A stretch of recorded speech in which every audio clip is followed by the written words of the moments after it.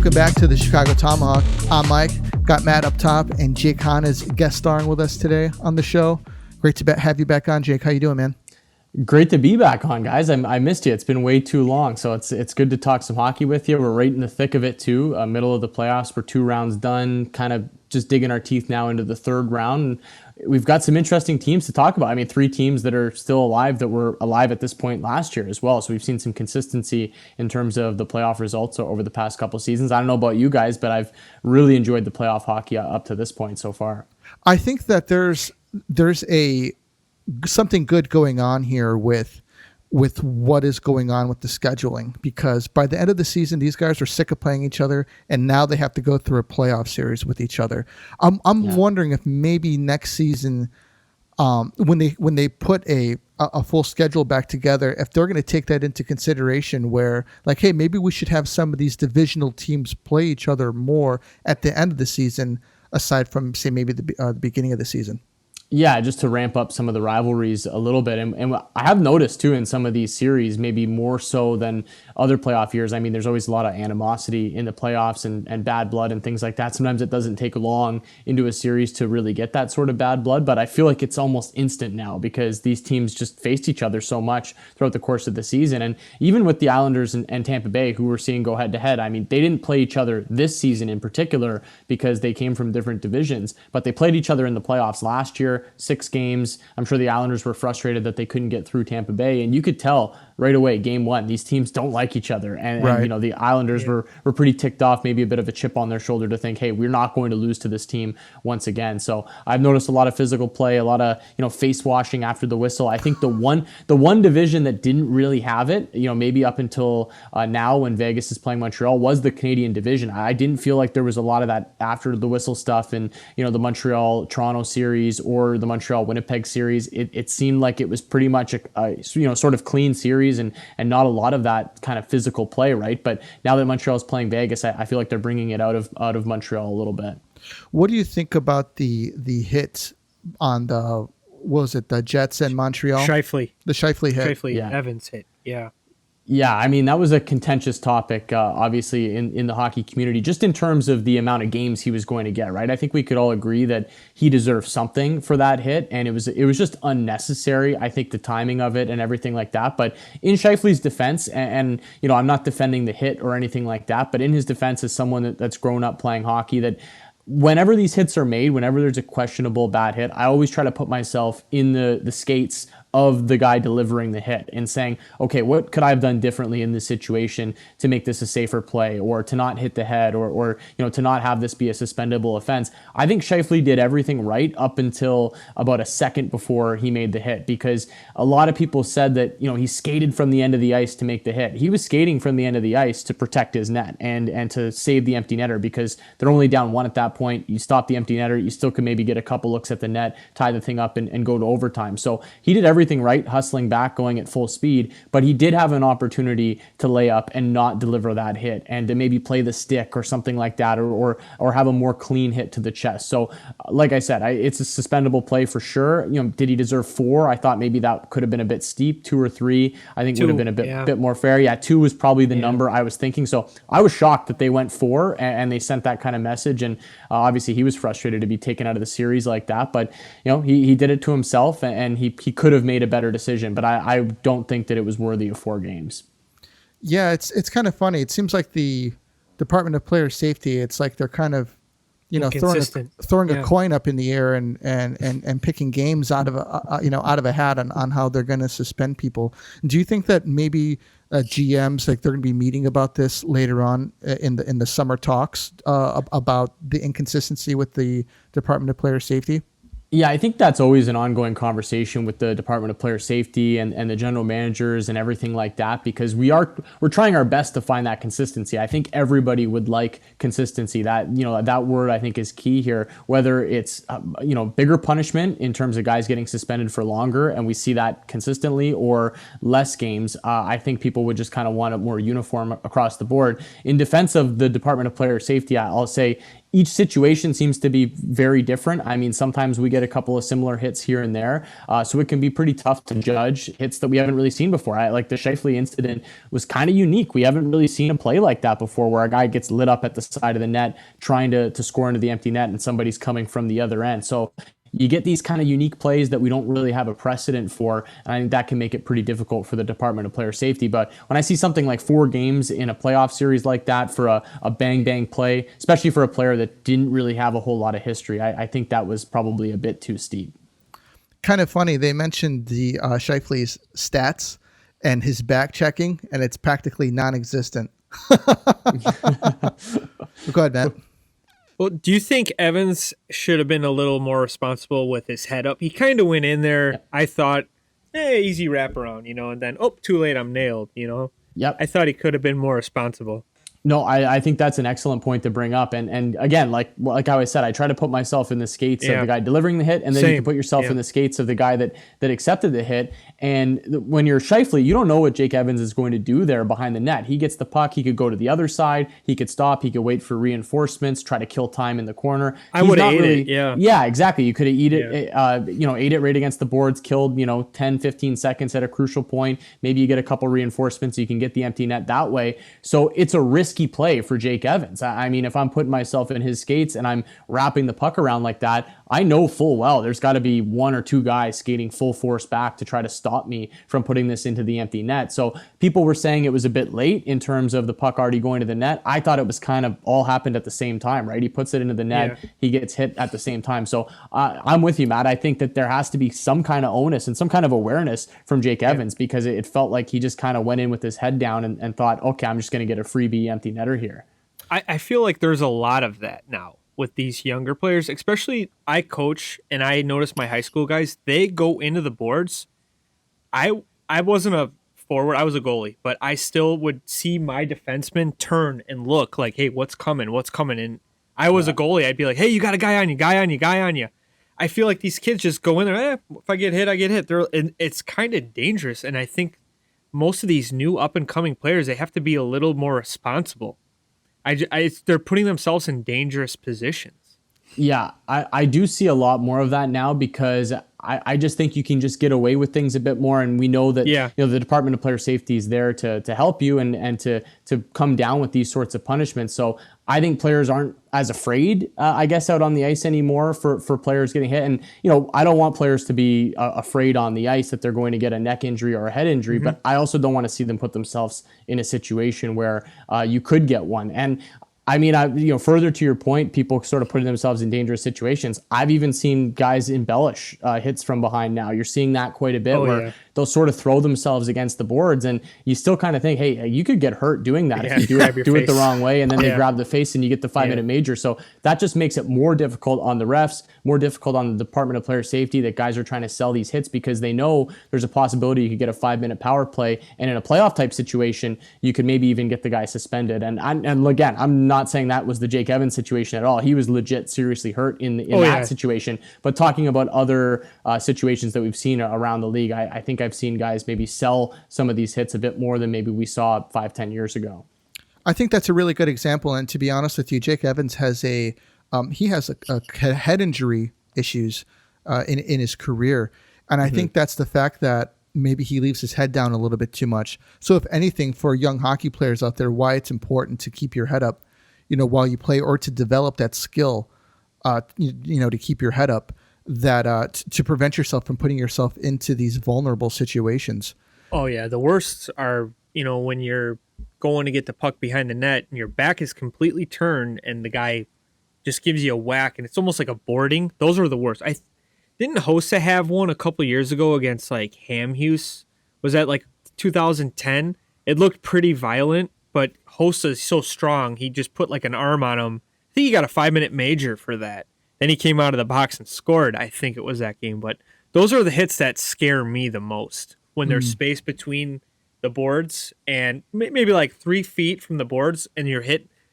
Like that could be a bad neck injury, back injury. Those are the scary ones that I think players need to be more responsible. If their back's turned, just lay off.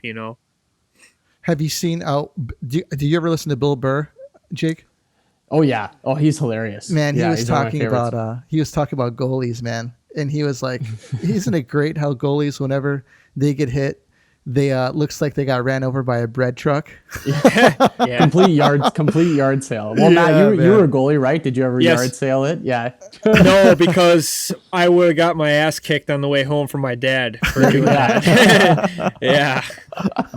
My dad was the guy up in the stands I'd hear him yelling, and I try to block him out. He'd be like, "Are you kidding me? You can't stop a beach ball tonight." He'd be yelling. And I'm like, "Oh God, please just stop! Please, I gotta stop the next shot. Just get it out, you know." I just hope the puck hits you next time. Please hit me right in the chest, please. Yeah. Fall into the glove. So Jake, what was your favorite series from the first round? Yeah, I mean that's a good question. There's a few good ones to pick from. I thought early on, I mean, the first game of Florida and Tampa Bay was just incredible, and I thought old time hockey. Yeah, old time hockey. There was stuff after basically every single whistle. You could really feel the hatred, and I still think that probably was one of the better series of the first round. I really liked Islanders Pittsburgh as well. I thought that was a great series. And you could throw I think the one that surprised me the most, one I actually picked as a sweep, and the team I picked to win the Stanley Cup at the start of the year, the Carolina Hurricanes. I picked them to sweep Nashville. Wasn't expecting a whole lot from the Preds. Yep. The Preds showed up, man. I mean, they played a great series there. Took Carolina to 6 games. UC Saros played really well between the pipes, and they were good in front of them as well. So that series, I think, probably was the most surprising to me in terms of quality. And, the fact that Montreal-Toronto went 7 games, people will look at it and say, wow, 7-game series. For a lot of that series, there wasn't a whole lot going on. I just didn't really feel the energy in the series like I did in some of the others. And I think that had to do with the lack of fans in the building. I really do think that we saw the difference between fans and no fans because last year we had no fans anywhere in the bubble. This year we had fans in some places. We had no fans in other places, particularly here in Canada. And you really noticed the difference flipping around between different games. And there was just such an energy in the building in some of these packed barns like Nashville, like Carolina. And I think that's what made those series a bit more exciting than maybe what we saw in the North Division. Good call, by the way. We got to give you props for that we one. did, You man. called it. We're going to call you the Montreal. G. Yeah.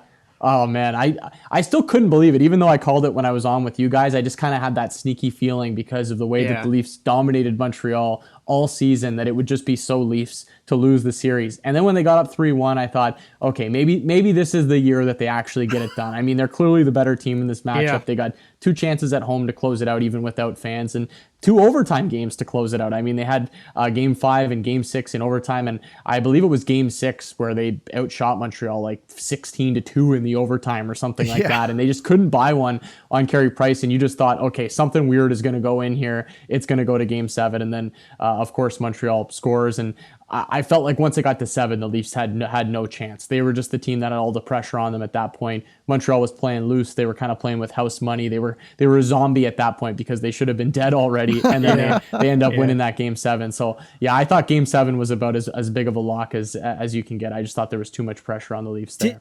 Didn't they give up a 2-0 in overtime? What the heck? That was Game 5. Yeah, Game 5, bad pass by Mitch Marner led to that 2-0. It was like a minute into the game. He tried to go right across the blue line, and then it results in that 2-0. And I think that gave Montreal a lot of life. They thought, okay, and before that overtime, because I believe Montreal was up 3-0 in that game. The Leafs came back, scored 3 goals, tied it 3-3, and then they had a bunch of chances to end it in regulation. I believe it was Mikheyev that had a chance with about 6 seconds left, a wide open net, hopped over his stick, goes to overtime, and then that 2-0 that you mentioned. I just think that's really where the series flipped, and I felt like Montreal got a lot of life after that and never really looked back. I mean, they won 7 games straight, going from the Leaf series right into the Jet series. Yeah, absolutely incredible, man. Just considering who the Leafs have on their team that they couldn't pull it together. Yeah, what now for them? Like what? I mean, I thought Campbell was good. I don't think he was bad. Do you think they need that money now to pay him and let Anderson probably go, right? I don't think there's a spot for Anderson. I just feel like with their cap situation right now, obviously health question marks with him this year. I know he's close with a lot of guys on the team. I believe him and Austin Matthews are really good friends. They hang out together a lot off the ice, but I don't think that's going to go into the decision making at all. I think the Leafs are a very very analytical team, and we know that teams like this don't really like to spend up on goaltenders, and I would say that would kind of be my MO too if I was building a team, is I'd like to save at the goaltending position. All that being said, though, we're seeing in the playoffs right now, the 4 teams that are alive, a lot of them have goaltenders that are making a lot of money. So I'm kind of being proven wrong a little bit on some of this, because I feel like you can get through the regular season with cheaper goaltending, but once you get into the playoffs, you kind of want that guy back there with some pedigree, with some experience come playoff time in big games. So kind of fighting myself on that, thinking, hey, do you want to pay up for a goalie, or do you want to save money and spread it elsewhere on the roster? Because we are seeing a lot of the big high paid goalies have playoff success right now. It's like Boomer said in your show today. There's 5 goalies with Leonard. I mean, you got 5 goalies, and he's not even playing. That's insane. And what are those guys making? Close to $9 million. The Vegas night. Yeah, I believe they might be 12 million combined. If I'm not, I think it's 7 and 5. So they're paying. They're paying a lot of money for 2 guys, and obviously they've really only been using one. I know Lehner got that start in Game 1 against Colorado. They just threw him to the Wolves. Threw him to the Wolves. No kidding. That was here you go. No Good luck. chance. Yeah, here you go. We just played Game 7 against Minnesota. Quick turnaround. We go to Mile High, and we'll just throw you to the Wolves. So kind of felt bad for him in that situation. Yeah, me too. Kidding. That's been the trend this year. It's like even with Barry Trotz, he's been flipping goalies, and Boston is like the only team, and Tampa that haven't, they stuck with their guys, and all these other teams, we're going to go with him. We're going to go with him. And as a goalie, I hated that. I mean, day of. Let me know. Let me know. I got to sit and stare at my ceiling and get ready, for the game here. Yeah. Well, I do think too, back to your original question about the Leafs and kind of where they go from here. I know it's disappointing for a lot of Leafs fans right now. I mean, most of my friends are Leafs fans. People were really upset by the way that series went, especially when they were up 3-1. But realistically, you play that over and over again, and they probably win that series in 5 or 6 games. They win one of those overtimes. They get one of those bounces. They get something past Carey Price. So I don't think you want to overreact too much if you're the Maple Leafs. I still think you've got some great pieces there. My only concern is, are they a cup team? I think we've all established that they're a team that can have success in the regular season. Even though they haven't won a round, I think they could win a round, maybe even 2 rounds. But are they good enough to go up against those top teams in the NHL? I'm still kind of unsure about that. And what moves do they have to make to get themselves to that position? So I still think they're pretty close. They made a couple of moves here recently. I know Spets is coming back now for a year at a cheap deal. I think that's a great price, especially the way that he played. I mean, you could argue he might have been their best player in the playoffs, which is not a good thing. You don't want Jason Spezza to be your best player. Maybe that's why they lost the series. But credit to him. I mean, he's still bringing it at an older age now. And I'd like to see them do things a bit differently with maybe their bottom 6. Like watching Joe Thornton. I love Joe Thornton. He's an all-time player, instant Hall of Famer, but he just looks slow out there. And there were some other guys. I thought in that bottom 6, I just think that they could make it maybe a little quicker, a little younger, maybe a bit more physical would be my approach if I was building that team heading into next year. He's got 10 pounds growing on his face. Yeah. That's what I would get rid Start of that. there. Yeah. No effort. He'd be a lot faster, a lot more aerodynamic. If you got rid of that, Just coming down at you. I hate him. Those Shark series, those were battles with the Hawks. I just couldn't stand him, but I know he's one of the best passers of all time. He's just so smart. I think he had 90 assists one year. Yeah, with Jonathan Chichu. Remember, he got him the freaking Chichu, rocket? Yeah. And then Chichu's gone. All right, man. Second round. What was your favorite series in the second round?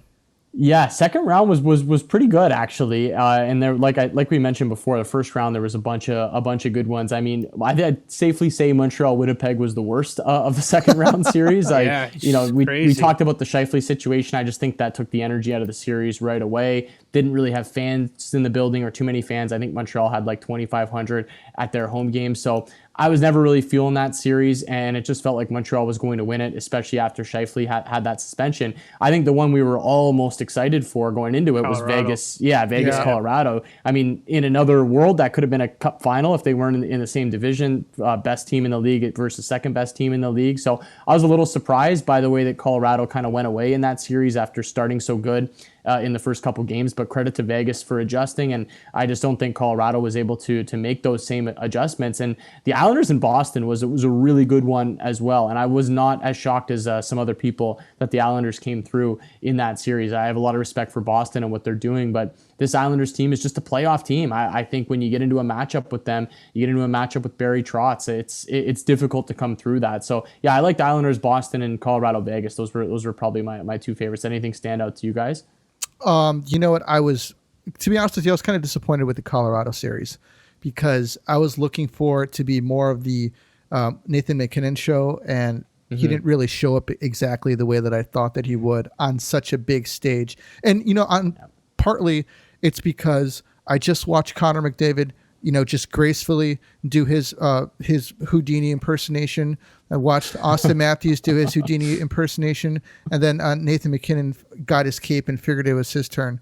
And it's really unfortunate because he's such a hard competitor, but just didn't have enough to will his team back into it. And not to take anything away from Vegas, because Vegas completely owned them, man. It wasn't a matchup between two juggernauts. It seemed like Vegas had a grip on them after, I want to say, game 2. And that really stood out for me. Is Colorado still a young team where they needed this beatdown to get that experience going into the playoffs next year?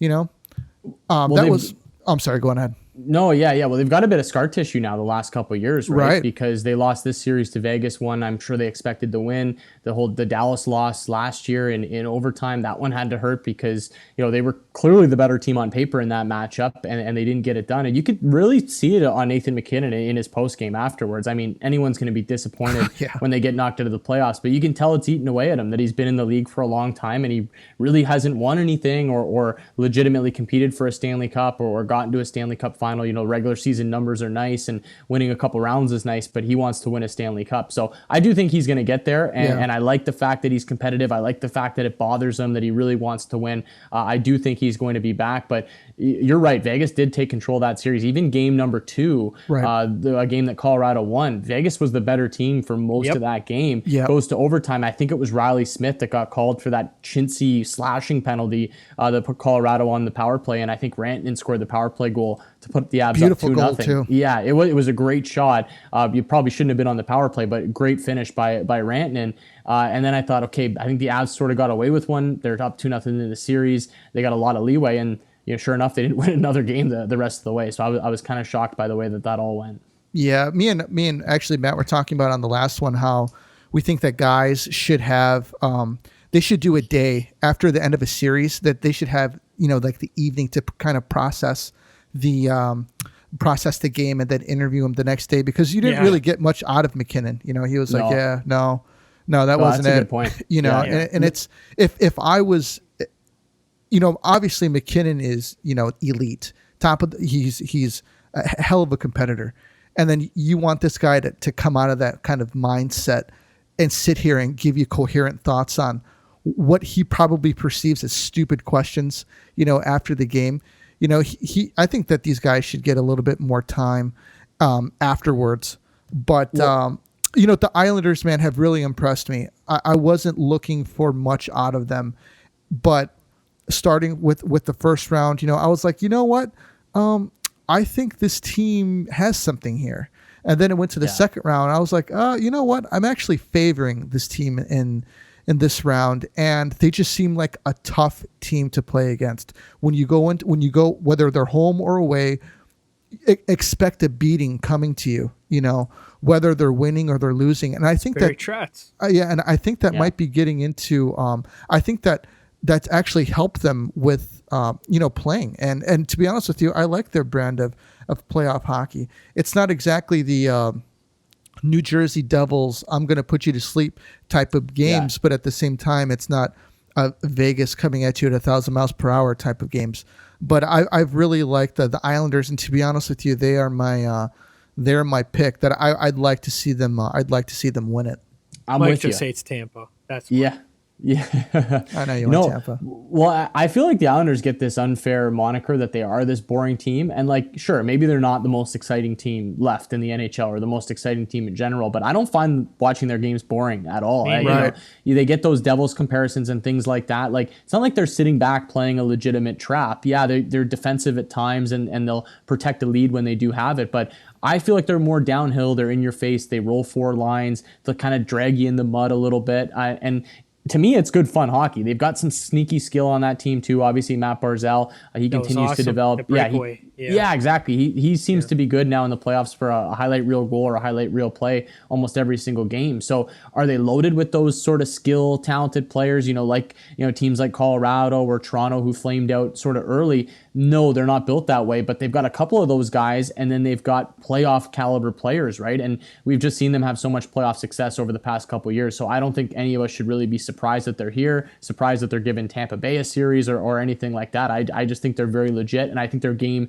translates well over to playoff success. And Matt mentioned Barry Trotz as well, and I think he's probably the key to all of this. I mean, you could probably give that Islanders team to a lot of other coaches, and we might not see them have the same success that they're having right now. You look at the past 4 years of Barry Trotz in the National Hockey League. He's 10-2 now in playoff series over the past 4 years. That's including the Stanley Cup win with the Washington Capitals, where he'd obviously go 4-0 in his series. But since then, he's only lost 2 with the Islanders. One was to the Carolina Hurricanes, and the other one was to the Tampa Bay Lightning in the conference final last year. So two tough couple teams. Of pretty good teams that you're losing to there. So it's tough to beat this Isles team. And like Michael said as well, I think for me, if I'm looking for a fan base, a team that I can kind of get behind out of these Final Four teams that I would most like to see win the Stanley Cup, it would be the Islanders. I just love their fans. There have always been big supporters of our channel. We always get a lot of Islanders fans tweeting in, calling in.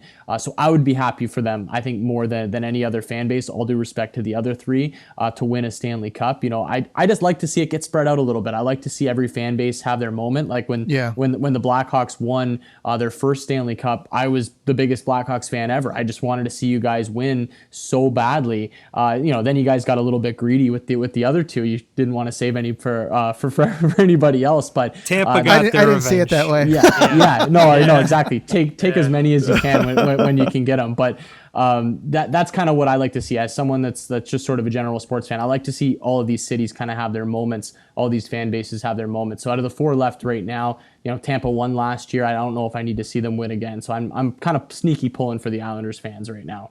Yeah, they're loud. They got the Daniel Bryant chants going, the chants. Yeah. Yes. Yeah, it's cool.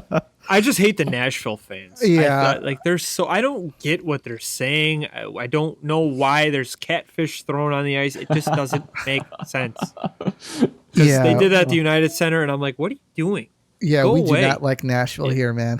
They're a good team, but I just hate them. You brought up a great point. It's something I wanted to talk about, and I think it's something that I think that every other team in the NHL should take notice of, is that every team that has superstars that they're paying out of their minds for are out of the playoffs, essentially. Yep. And the teams that are left are teams that are built from top to bottom with good players and role players, and those role players are actually really talented as well. Do you think that going forward that teams are going to stop stocking up on top end high talent and then just leaving the bottom lines for just the dredges of the guys coming out of the AHL?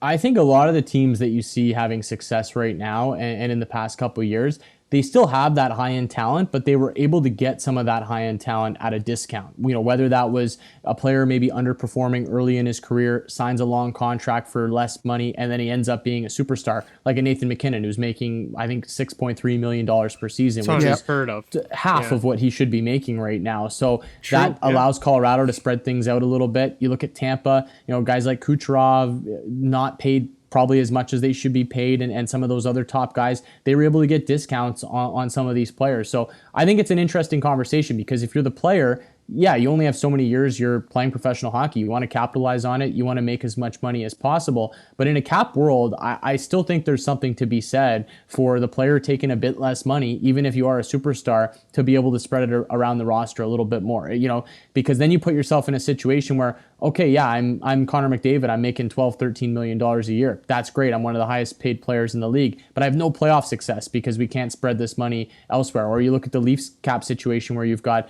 Matthews, Marner, Tavares, Nylander all making really good money. It really hampers what they can do with the rest of the team. So again, I think there's something to be said for guys taking maybe a bit of a haircut if they want to try to win Stanley Cups. And it's not like you're going to be poor and asking for money on the streets. You're still going to be making some pretty good money, a la what Sidney Crosby did years ago with the Pittsburgh Penguins, giving them a bit of a discount, signing for, I believe it was $8.7 million per year for Sid. And it allowed Pittsburgh to spread it out a little bit more, bring some talent in, bring guys like Phil Kessel in that helped win the Stanley Cup. So again, that's how I would play it if I was a player, but I also understand that the players want to get paid and they want to get the most money. But you just look at the teams that are having success right now, and it's teams that maybe got a discount or a haircut on some of these players when they were underperforming early in their career. Yeah, that's a good point. I remember when Sid signed that contract, he said he's real superstitious and you wanted to sign for 8.7. His number, right? Yeah. That's awesome. Yeah, that's pretty cool. Well, it worked for him, right? Yeah, no kidding. He's one of the best players of all time. Yeah. You should have said, just give me $87 million. We're good. We'll call it even. We'll call it even. Yeah, we're good then. I'll get you back-to-backs. So what are your predictions for the third round here? Yeah, well, we're into it a little bit now. We got a couple games in, so we've been able to see the teams, and I do think that helps. Sometimes you want to see these teams go head-to-head, and we try to make predictions before the series, and we're often wrong because we just don't really know what it's going to look like once the teams hit the ice. But, as I talk to you guys right now, we got the Islanders and Tampa Bay locked up at 1-1. I like the way that the series is going for the Islanders right now. I know they lost game 2. I still thought they gave a pretty good account of themselves. It seems like they're trying to drag Tampa into a lot of these post-whistle scrums. I think that is advantage Islanders, especially if the refs aren't going to call penalties on that. Just keep face-washing these guys. Try to bring Kucherov in their point. Throw these guys off their games as much as possible. Throw, Clutterbuck and Cizikas and Martin and Komarov over the boards. Line. And they're great. And try to drag these skilled Tampa Bay Lightning players into the mud. So I think it's advantage Isles as we stand right now, but I do think it is going to be difficult for them to hold serve in games 3 and 4 on home ice. I know they're going to have the barn rocking,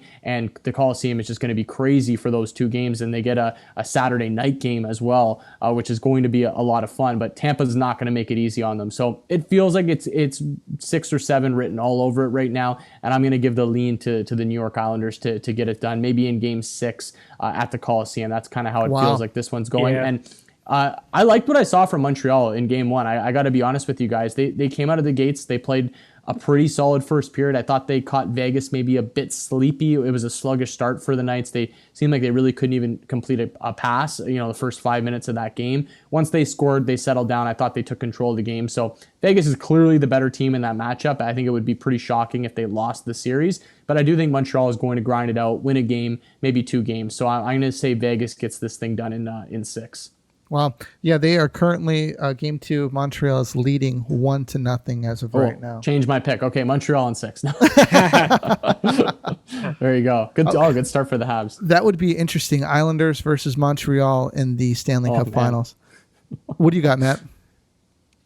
Yeah, I like his take on the Islanders. I'm gonna go with Tampa just because I think the Islanders are going to get in penalty trouble, and you cannot do that against the Lightning. No, not at all. They just dominate, and I feel like even if they don't score, they still are down there creating a lot of chances, and that's 2 minutes that the Islanders aren't in their zone, and it's just if Kucherov's dangerous, Stamkos Point, they just got so many good players that could bury it.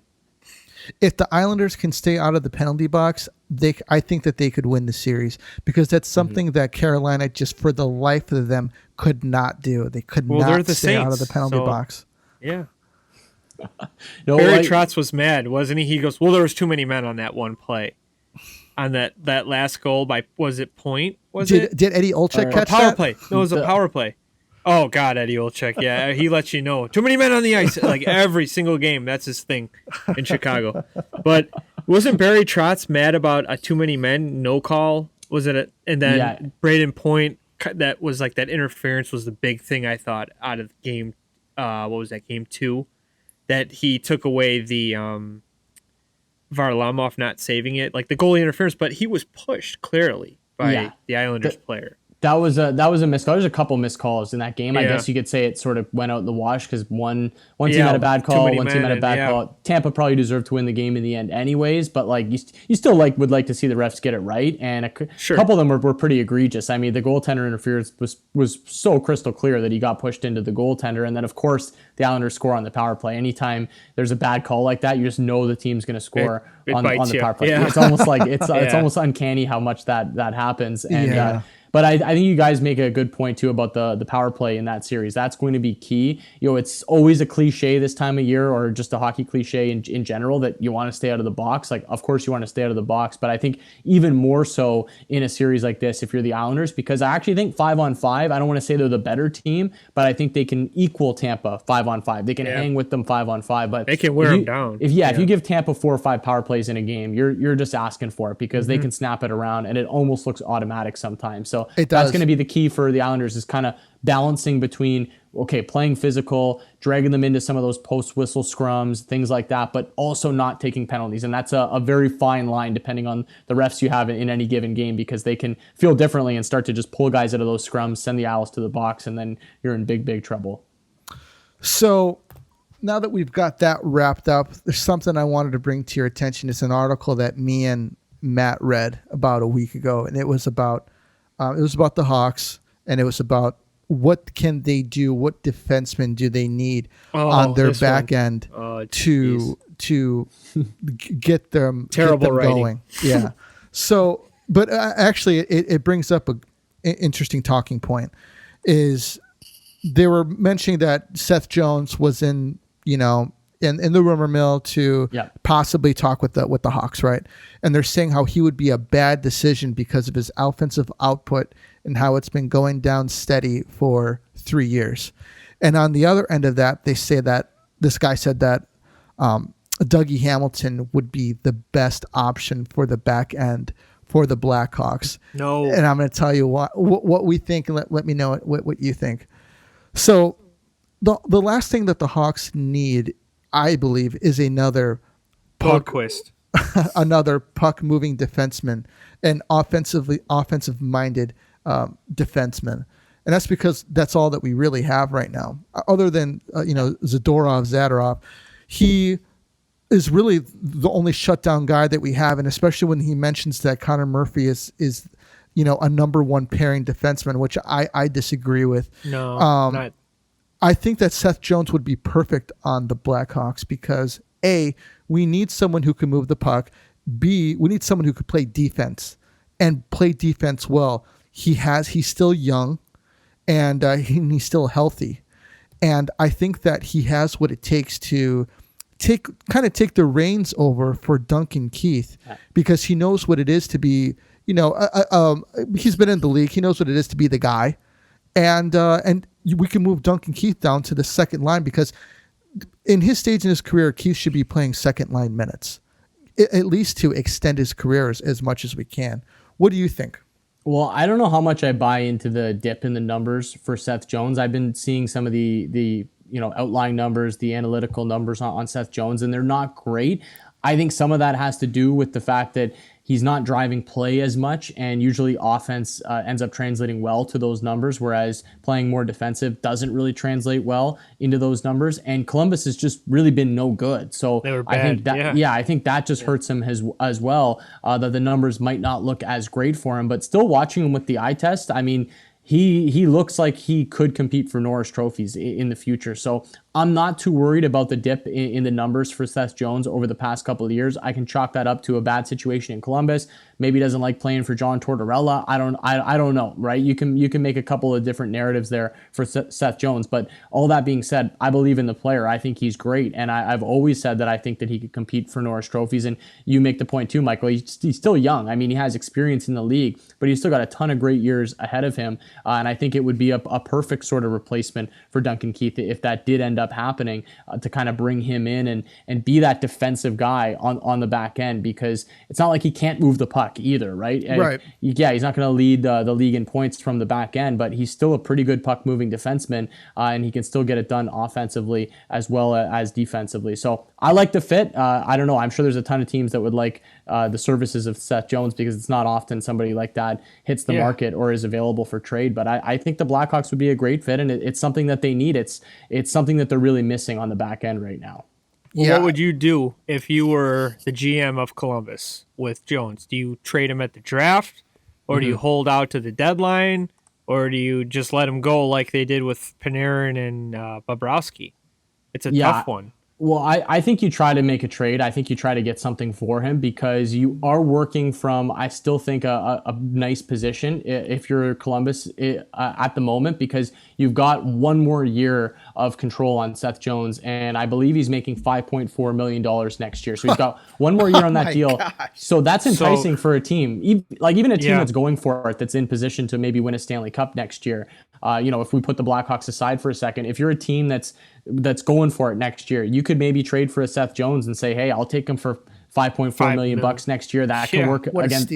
That can work on my cap. He can go into my top pairing, at least my top four, and we can go for it, and then we can make a decision to sign him or not at the end of next season. So I think there's so many different teams, there's so many different options. But if you are Columbus, from your original question there, I think you try to get something for him. I don't think you let this guy walk. You've let too many guys walk and not been able to get anything for them. And the fact that he's got a pretty nice deal going in next year, I think teams are going to be pretty enticed by that, and there will be a pretty big market for Seth Jones. So Columbus might actually be able to get a pretty decent return for him. Well, who would you, if you were Bowman, who would you package? That's interesting. Obviously a first rounder, right? You have to. Yeah, I think that would probably be a starting point for the Columbus Blue Jackets, because picks are something they're probably going to want. They got to be looking towards the future at this point, because what they have right now is drastically broken, and they've got a long way to sort of climb back up after they went all in a few years ago, and a lot of those players are just gone now. So yeah, if I'm Columbus, I'd be looking for picks. If I'm Chicago, I'd probably be willing to offer a pick or maybe even a couple of picks if it comes down to that, maybe a later pick as well. And I mean, you guys would probably be more well-versed with the prospects for the Blackhawks than I would, but if there's a decent prospect there, I don't know if you want to give up the whole farm for Seth Jones, but if you know that you're going to be able to get him and sign him, extend him as well, because if you're giving up a big package for him, he's not a rental for Chicago for next season. If you're giving up if you're giving up a big package, you want him locked up a long time as your defenseman of the present and of the future. So I think that's going to come into it as well. Yeah, really interesting, because I wonder how much what he'll want, what kind of contract he'll want. Will he favor term or will he favor money? Probably $9 million a year, I'm guessing. Close. I don't know. 8. I'll go 8. 8 mil. Yeah. He's going to want that term for sure, because this is the contract, like right moneymaker. This is the moneymaker contract for him. He's been in the league for a little while. He's proven himself, despite the fact that the numbers are kind of down over the past couple of seasons. It's his first big unrestricted free agent contract, and when he signs it, I believe he's going to be about 27, 28, and that contract can be dangerous for teams at times, because you sign a guy for too long, gets into his mid-30s, he's not quite the same player. But if you're looking at it from Jones' perspective, he's like, yeah, this is the time I got to hit it, right? Because I'm right in my prime, so it's a big contract. It's a big moment for Seth Jones. Yeah. Do I want to get paid or do I want to win? I mean, it's a big decision for him. Wow. So going into the future, anything going into the offseason that has your interest piqued, Jake? Yeah, there's a few. It's actually a really interesting offseason. I mean, Seth Jones, his name being out there, I think is very interesting. A guy like Jack Eichel, his name being out there, I think is huge for the NHL. I was going to ask you about that. Yeah, well, you just don't see a name like that become available very often, right? You have to get lucky in the draft lottery to get one of those guys on your team. You got to draft first, second, third overall. So for someone like that to be available, I think that's going to be huge. I think that's going to be a lot of fun throughout the course of the offseason to really follow and see where he might end up. I think the goaltending carousel is going to be really interesting this year as well. There's a bunch of goaltenders contracts that are up, and there could be some movement at the goaltending position. So those are just a couple things I think that are at the top of my list. But I feel like Jack Eichel watch will be number one in the NHL until he finds a new destination. Where do you think he's going to end up? There's a lot of speculation. Detroit?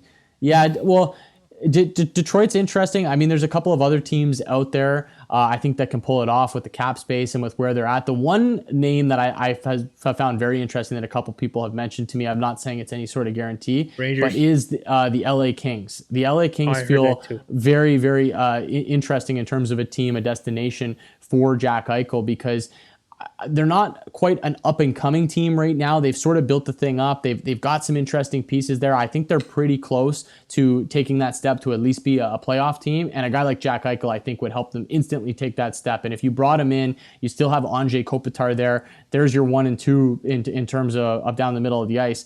That's pretty nice. And Drew Doughty seems to have turned things around over the past couple of years. So I don't know. I think a move like that could instantly turn LA, I don't want to say into a contender. I think that's probably going a bit too far, but instantly into a playoff team and a team that can make the playoffs for the next couple of years. And who knows, maybe even better than that. So the Kings are an interesting name that kind of keeps popping up, but I'm sure every team in the league, or almost every team in the league, is at least going to kick tires on the Sabres and see what the asking price is for Jack Eichel and how they can figure it out under the cap. Yeah, I wonder how his neck issue is going to transpire, because he's about getting the surgery, and from what I've heard is that the other teams have agreed with the Sabres about opting against having the surgery. I wonder if that's going to be contingent on maybe like a trade or something, that, hey, we'll take him if he doesn't have the surgery, or we take him but it's contingent that you have the surgery in order to finish the deal, because obviously he's going to have a physical, and he'll probably fail it right now if his neck injury is as bad as what it is. Yeah, and I think there has to be a little bit of concern, like buyers beware on Jack Eichel, because that sounds like a pretty serious injury that he's gone through, and we didn't see him play very well this year, and you can chalk it up to the injury. Maybe he was playing through something. It certainly sounds like he was trying to play through something until he had to shut things down. So I think that's going to make maybe some teams a bit reticent to say, well, yeah, he's a talented player. He was drafted 2nd overall. He could be a franchise changer, but we could also be trading for damaged goods, right? So I think it's it just adds another layer to this whole storyline.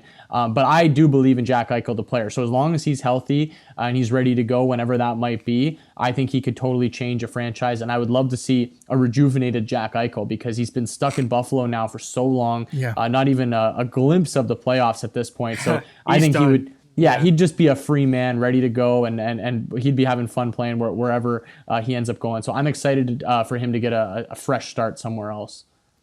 You got anything, Matt?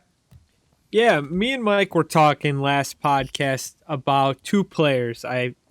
He's one way, I'm the other way, and it's Gabriel Landeskog and Taylor Hall. Who would you rather have? I said Landeskog because he plays in the playoffs. He can actually play. He's proven he could play. Their numbers are similar, I think. Yeah, they're a lot closer than what either of us anticipated.